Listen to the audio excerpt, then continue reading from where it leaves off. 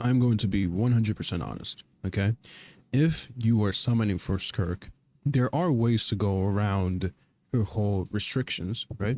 And the whole thing of her needing Scoffier and Fudina making the teams far better than you imagine, okay? So, to be honest, I already have the team that I want for her, and this is what it's going to look like. These are the characters that it's going to consist of. I need to make another one. No, it wasn't. That's what I meant to do. Anyways, so this is the team that I'm going to have for Skirk once she releases. All right. And I found out that Mona is actually a really good pick because she can wield the thrilling tails. So this is really nice. Is a really good combo. I do need to build her or at least get some artifacts on her. So there is that as well. I don't have much of her talents leveled up. It's just this one is level 6, right? So it's pretty nice. I just need to build her artifacts real quick. So Mona will be one of the characters that will be slotted in with the team once Skirk comes out. I keep getting their names confused. I'm not sure why, but this is going to be the team. My Mona, right? Once she's built, because right now she's going through it.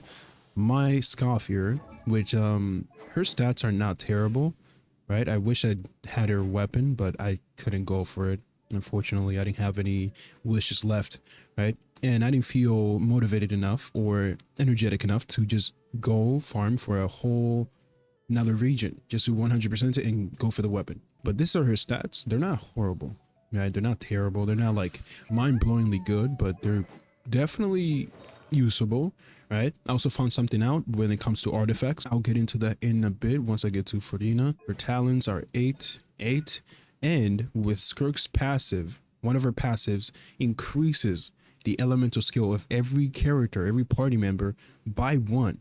So technically, once I get Skirk and get that passive unlocked, it'll be 9-8, which is kind of insane that she can pretty much just level up your elemental skill, which is kind of crazy. I wouldn't say it's for free unless you have her. Scoffier will be the second character. The third character is obviously going to be Fudina. Fudina is not terrible. She just needs a bit more crit rate, but I'm pretty sure with the resonance of like double cryo, right, she'll get pretty high out there, enough to crit consistently or reliably enough, right? I only have the Favonia sword. I don't have the little pipe sword, right? I don't have that one, which apparently is actually pretty nice on her.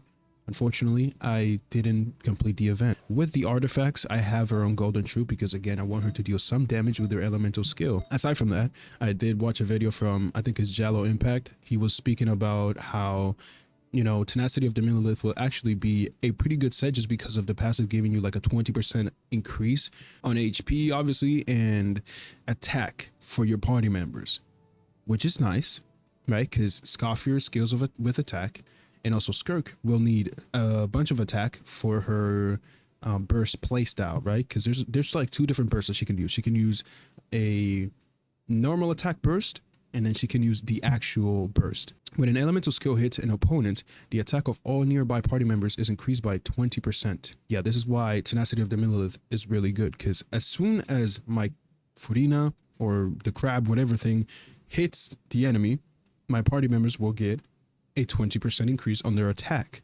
which is really good because the way you want to use Fudina with Scoffier and Skirk, Mona, whatever, obviously you want to use all the DPSs, right? But first you have to use Fudina to buff up, Scoffier, then go on to Mona, so you have Thrilling Tales of Mona, right? And then you use her ultimate and then switch into Skirk, do the burst, whatever playstyle you choose, right?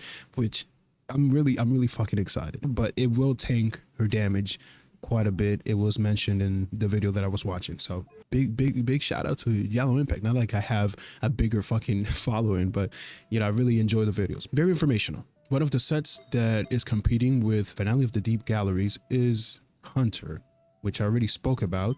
But Hunter is actually apparently pretty good if you have Fudina on the team, which I will have Fudina on the team, right?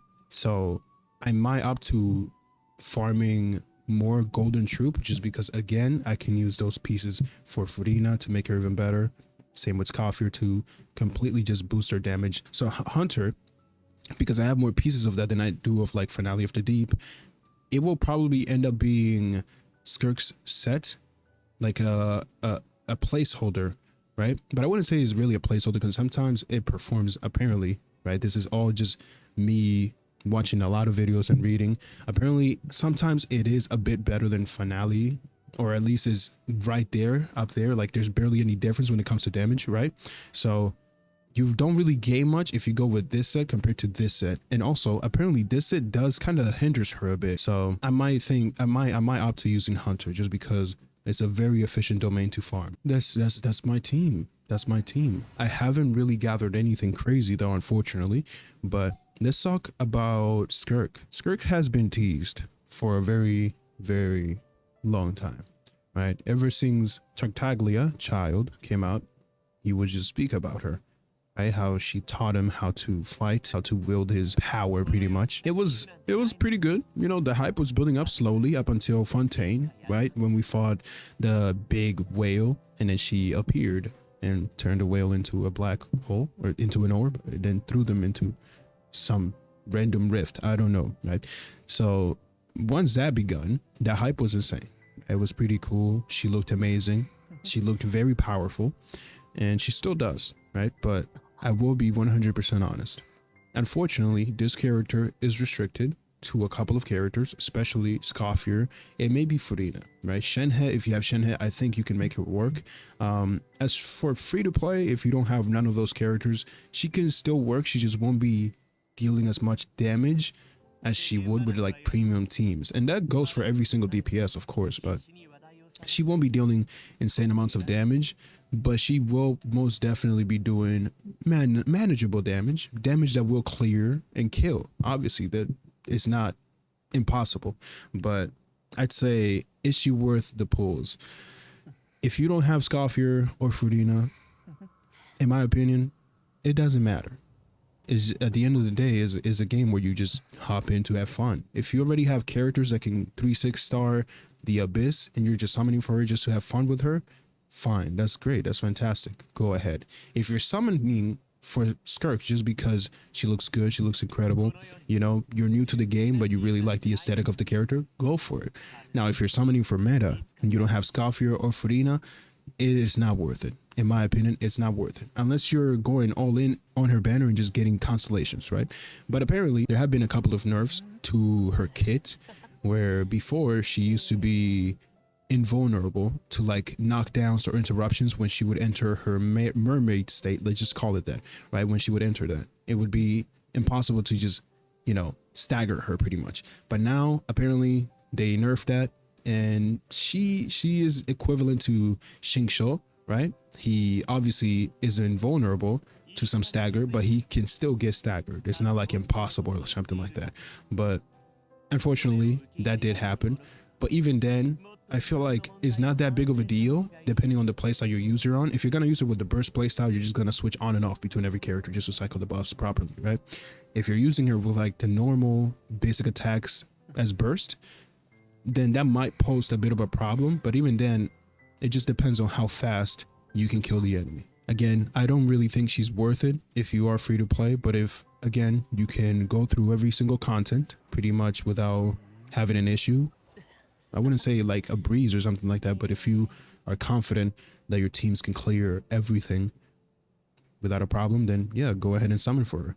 Now, if you don't play the game, you really are excited, you saved all the pulls for her, you even skipped Scoffier and Furina, right? Just because you want to guarantee her in some constellations or her weapon, then again, don't expect anything insane. But I did watch a couple of videos that explained which teams would be pretty much useful if you end up having that issue where you don't have Scoffier, Furina. If you don't have these characters, let's say I have Shenhe. I don't have Shenhe, but let's just say Shenhe was here. Shenhe would work as well. A team that you could use with her could be Xingqiu, right? Xingqiu, Yelan, or something, right? Depending on who you have, I say most people will have Xingqiu. I don't know, because Yelan hasn't really come out in a while, right?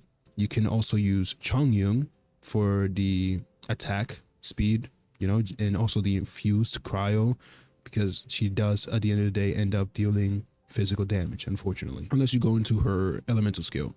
You could also use Layla as a shield, which is pretty good. She's pretty nice. You can use Mika for more attack speed and also some healing. You could use Dahlia, who's a hydro shielder and can also heal, if I'm not mistaken. And if I'm mistaken, please correct me in the comments. You could use Barbara. It doesn't matter. Okay. Apparently using Barbara is way better than using Sitlali. Is that crazy? Right? But it's not because Barbara is like super good or super incredible. But yeah, you could slot out Scoffier, put in Mika for some attack speed, like I said, or even, you know, Layla. If you do have Mona, I feel like everybody will have Mona at some point, just because she's also being given out for free with the anniversary once that comes around again. You could use Candace as well. Candace works. Any character that can pretty much just help out, right? The best they can. Charlotte, I'm not sure she will be a great pick, but she is an option. It just depends on where you are with your Genshin account. You could also use Diona for the shield again, just because the interruption thing, you know, it was nerfed. So now she is way more vulnerable to interruptions than she was before. So, you know, shielders could use her. Apparently there's even a team with Nouvellette, which is actually fucking insane. I haven't seen anybody mention Rosaria with her, but again, you can make whatever team you can. Maybe slot in Candace or something. Let me remove Furina because, well, this is just in case you don't have Furina, right? You could use a team like this, or again, most people will have Mona. Maybe a team like this would work too. Maybe instead of Mika, you could use Chongyun again to infuse her physical attacks once you get out of her mermaid state with cryo, right? Again, Barbara could also be there. There's a lot of options, but they just won't be as good. They won't be as good or even close to having Furina, right? Or even if you have Scoffier, just adding Scoffier changes her kit so much just because of how much she shreds the enemy's cryo and hydro resistance, right? 55% is insane. And it doesn't matter if you're fighting a boss. It literally doesn't matter if you're fighting a boss. Is that crazy? Skirk also has in her kit a whole thing where depending on how many characters you have, varying between cryo or hydro, she also gets a buff. It's up to like 170% if they are all, you know, of the corresponding elements, which is cryo or hydro. She gets an insane 170% buff. Just, it's a multiplier actually, right? It's a multiplier to her damage, which is even more fucking insane to even think about. Yeah, if you don't have these characters, I'm sorry, okay? Even Chi-Chi could go there, I don't know. Whatever you have in your account, whatever benefits. But then again, as I mentioned before, if you're just summoning for the aesthetics because you want to have fun, you just like the character, the lore, and how, you know, how she plays, the animations, whatever, that's all fine and dandy. You can go ahead and summon for her. Just don't expect to be doing insane amounts of damage. Like, she's not going to be terrible. She's gonna do pretty good, but don't expect anything too out of this world. So we just have to see until she releases, though, until we get our hands on her. With that said, I am wishing everyone the best of luck on their pulls, on your 50/50s, on your weapon banners, whatever it is you're summoning for her on. If you're skipping, that's fine. That's understandable. Mavuika is coming out on the second phase, so you wouldn't really be missing out on this, you know, phases. They're both pretty fucking good. They have pretty powerful characters. Anyways, again, thank you for watching and hearing me ramble for no reason, and I'll see you guys in the next video. Take care of yourself. Have a wonderful day.